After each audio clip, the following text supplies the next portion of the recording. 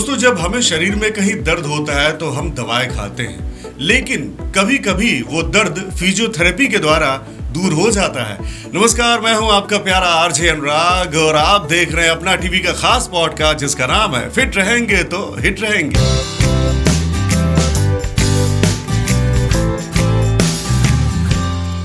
दोस्तों, आज फिजियोथेरेपी की बात मैं इसलिए कर रहा हूं कि मेरे साथ हमारे पूर्वांचल के, हमारे गोरखपुर के एक बहुत ही फेमस फिजियोथेरेपिस्ट जुड़ चुके हैं, जो हैं डॉक्टर मनीष कुमार सिंह, और 16 वर्षों का अनुभव इनके साथ है।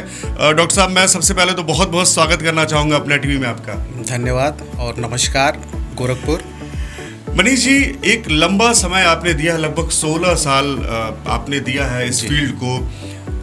सही मायने में फिजियोथेरेपी है क्या? हम लोग जैसे जानते हैं कि कहीं कोई दिक्कत होती है तो फिजियोथेरेपिस्ट के पास हम जाते हैं, जो आप सिकाई या बहुत तरीके से आप इलाज करते हैं। तो सही में फिजियोथेरेपी है क्या? इसे मतलब कैसे डिफाइन कर सकते हैं? देखिए अनुराग जी, फिजियोथेरेपी चिकित्सा पद्धति या प्रणाली का एक अभिन्न अंग है, जिसमें हम बिना दवाइयों के एक्सरसाइज और कुछ मशीनी माध्यम से बीमारियों को ठीक करते हैं जी। और इसमें जो भी बीमारियां होती हैं, जैसे spinal condition, cervical condition, arthritis या फिर पैरालिसिस, तो कुछ मशीनों के माध्यम से और कुछ एक्सरसाइज के माध्यम से हम एक रिहेबिलिटेशन प्रोग्राम प्लान करते हैं और एक ड्यूरेशन होता है, उतने ड्यूरेशन के अंदर हम पेशेंट को रिकवरी देते हैं।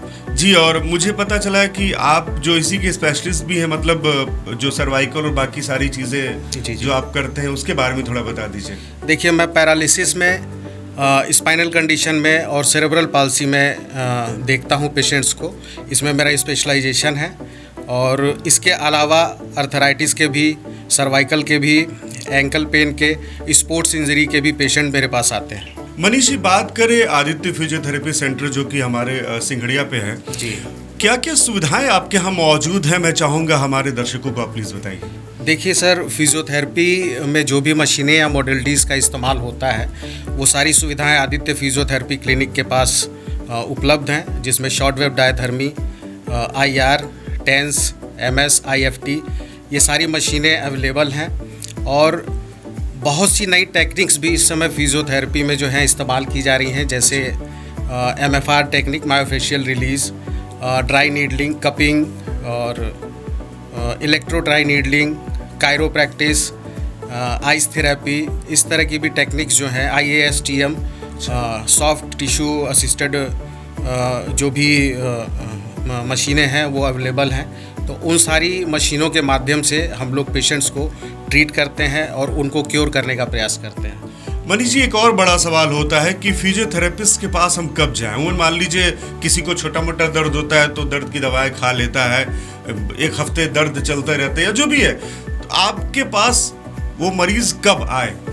देखिए अनुराग जी, जब भी मरीज को पेन होता है या कोई इंजरी होती है तो मैक्सिमम पेशेंट क्या करते हैं कि मेडिकल स्टोर से दवाइयाँ लेके खाते हैं। बिल्कुल। तो मैं आपको ये बताना चाहूँगा कि अगर 2 से 3 दिन में वो इंजरी या वो पेन से सफ़र कर रहे हैं, ठीक नहीं हो रहा है, तो उनको अपने नज़दीकी फिजियोथेरेपी सेंटर जाके अपने ऑथोराइज्ड फिजियोथेरेपिस्ट से कंसल्ट करना चाहिए और अपने ट्रीटमेंट को प्लान करना चाहिए। अच्छा, तो सर, जैसे आपने आर्थराइटिस की बात की या अभी सर्वाइकल पेन की बात की, तो क्या ये जो भी आप टेक्निक यूज़ करते हैं मरीज़ के लिए, उसके बाद दवाएं ख़त्म हो जाती है कि दवाएं हमें करनी पड़ती हैं? नहीं, देखिए, मैंने आपको पहले भी बताया कि फिजियोथेरेपी इज़ ए ड्रगलेस थेरेपी, और इसमें हम एक्सरसाइज और मॉडलिटीज़ के माध्यम से और कुछ टेक्निक के माध्यम से ही पेशेंट्स को आराम दिला देते हैं। मतलब दवाओं की आवश्यकता नहीं पड़ती, सीधे हम आपके पास आए और आप अपने मशीनों के द्वारा उसे ठीक कर देते हैं? देखिए, ये बहुत अच्छा सवाल है। इस पे मैं आपको ये बताना चाहूँगा, बहुत से पेशेंट हमारे पास ऐसे आते हैं जिनको डॉक्टर ने डायग्नोज किया हुआ है, वो मेडिसिन चलाते हैं। तो कुछ पेशेंट ऐसे भी होते हैं जो अंडर सुपरविज़न किसी MD फिजिशियन या सर्जन के अंडर सुपरविज़न हमारे पास आते हैं, तो मेडिसिन के साथ साथ उनकी फिजियोथेरेपी भी कंटिन्यू चलती रहती है। मनीष जी, बच्चों में एक CP करके कोई चीज़ें हो रही हैं जो आपके द्वारा दी जाती है, मैं चाहूँगा उसके बारे में थोड़ा प्लीज़ बताएं आप। देखिए Anurag ji, CP cerebral palsy एक जन्मजात बीमारी है जो बच्चों में आजकल बहुत देखने में आ रही है। अच्छा। और ऐसे बच्चों को जब भी आपको पता चले तो तुरंत अपने फिजियोथेरेपी से कंसल्ट करके उनका रिहेबिलिटेशन प्रोग्राम प्लान करना चाहिए। इस रिहेबिलिटेशन प्रोग्राम में उन बच्चों की exercise therapy, electric stimulation, speech therapy और भी अन्य तरह की थेरेपीज़ हैं, जैसे बिहेवियरल थेरेपी, ऑक्यूपेशनल थेरेपी। इन सबको अपने फिजियोथेरेपिस्ट से कंसल्ट करके उन बच्चों को ये थेरेपी अगर जल्द से जल्द स्टार्ट हो जाती है तो वो बच्चे सामाजिक रूप से जुड़ने में सक्षम हो सकते हैं और समाज में रहकर कुछ कर सकते हैं।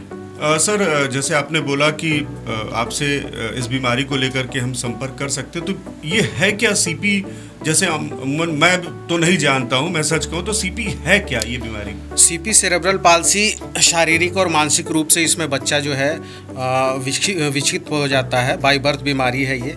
माँ को अगर कोई परेशानी है, कोई बीमारी है, दवाइयों के साइड इफ़ेक्ट से, या फिर ब्रेन में ऑक्सीजन की कमी से, जो कि भ्रूण के अंदर ही बच्चे को हो जाता है, तो इस तरह के बच्चों को सेरेब्रल पाल्सी, ऑटिज्म, ADHD, इस तरह की मेंटल रिटार्डेशन बीमारियां हो जाती हैं, जिसमें एक फिजियोथेरेपिस्ट आपकी अच्छी मदद कर सकता है। सर, आपने बोला कि जन्मजात बच्चों में अमूमन, तो मुझे लगता है कि अभी भी मुझे ऐसा लग रहा है कि इस बात को लेकर के बहुत सारे लोग अवेयर नहीं हैं कि क्या इसका भी इलाज संभव है। जी।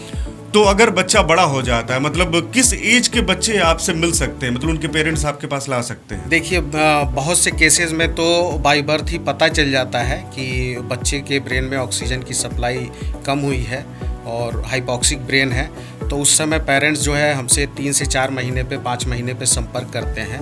लेकिन बहुत से पेरेंट्स की अवेयरनेस में कमी होने के कारण या फिर डॉक्टर्स उनको नहीं बता पाते हैं, डायग्नोस नहीं कर पाते हैं, और वो बच्चे 3 साल 4 साल के हो जाते हैं, और जब उनको फिट्स आते हैं या हाथ पैरों में मूवमेंट नहीं होती है या समय से उठ बैठ नहीं पाते, चल नहीं पाते, बोल नहीं पाते, तब पेरेंट्स हमसे संपर्क करते हैं। तो उस समय उन बच्चों की थेरेपी और एक्सरसाइज के माध्यम से हम उनके मूवमेंट्स को, उनके स्टिफनेस को कम करने का कोशिश करते हैं, मूवमेंट को बढ़ाने की कोशिश करते हैं, बच्चे को चलने के काबिल बनाने की कोशिश करते हैं, ताकि बच्चा जो है समाज में सही से रह सके और उन बच्चों को संपूर्ण इलाज मिल सके। मनीष जी, अब चूँकि आप एक फेमस फिजियोथेरेपिस्ट हैं, कुछ टिप्स आप ज़रूर दीजिए हमारे अपना टीवी के दर्शकों को कि अपनी ज़िंदगी में किन एक्सरसाइज को शामिल करें कि आपके पास ना आना पड़े। देखिए, मैं तो यही कहूँगा कि किसी को भी डॉक्टर्स के पास या फिजियोथेरेपिस्ट के पास ना जाना पड़े जी। बट अगर आपको अपने जीवन में अपने शरीर को स्वस्थ रखना है, क्योंकि स्वस्थ शरीर में ही स्वस्थ दिमाग का वास होता है। बिल्कुल सर। और सबसे पहले तो आप सुबह उठिए और कुछ समय तक योग, एक्सरसाइज, व्यायाम, ये सारी चीज़ें करिए, वॉक करिए, अपनी डाइट पे हेल्दी डाइट लीजिए, अपनी डाइट का ख्याल रखिए, और मानसिक तनाव से जहाँ तक हो बचने का प्रयास करिए। सर, वैसे तो हम सभी जानते हैं कि सुबह टहलना और योगा, ये सारी चीज़ें हमारे बड़े बुजुर्गों ने समझाया है, लेकिन पता चलता है जब ज़िंदगी में बीमारियां आती हैं तभी लोग जागते हैं। तो मुझे लगता है कि इन सारी चीज़ों को तो हमें बचपन से ही सिखाना चाहिए, अपने बच्चों में ये चीज़ें डालनी चाहिए। बिल्कुल कि आप बच्चे थोड़े एक्सरसाइज करें या थोड़ा टहले या जो भी योगा वगैरह है। क्यों? जैसे हम अपने डेली रूटीन में सर जब भी सुबह उठते हैं तो सबसे पहले हमारा काम क्या होता है कि हमें फ्रेश होना है, ब्रश करना है।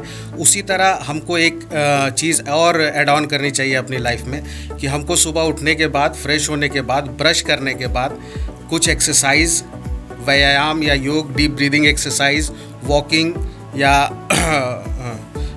रोप जंपिंग, इस तरह की एक्सरसाइजेज जो घर में आप इजीली कर सकते हैं उनको अवश्य करिए। जैसे अब बारिश के मौसम में आप वॉक के लिए बाहर नहीं जा सकते हैं, या बहुत ज़्यादा ठंड पड़ रही है तो आप वॉक के लिए बाहर नहीं जा सकते हैं, तो ईजिली जैसे डीप ब्रीदिंग एक्सरसाइज, अनुलोम विलोम, इस तरह के, और अपने शरीर के मूवमेंट को कंटिन्यू रखिए, तो जिससे बीमारियों के होने की संभावनाएँ कम हो जाती हैं। बिल्कुल सही बात है। सो मैं अपना टीवी की तरफ से सर आपको बहुत बहुत थैंक्स कहना चाहूँगा, आप हमारे शो में आए। Thank you sir. सो भाई जैसा डॉक्टर मनीष ने कहा कि सुबह उठिए, योग कीजिए और थोड़े मोड़े टहलना घूमना भी चालू करिए। ये किसी उम्र की बात नहीं है। वैसे मुझे लगता है जैसा मनीष ने भी कहा कि आप किसी उम्र के हों, आप ज़रूर इन चीज़ों को अपनी ज़िंदगी में शामिल करिए।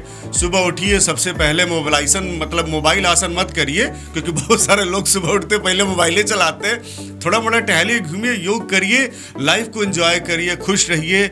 और सबसे ज़रूरी चीज़ है कि अगर अभी तक आपने अपना टीवी को फॉलो नहीं किया है तो फटाफट से फॉलो कर लीजिए, क्योंकि अपना है, अपना रहेगा।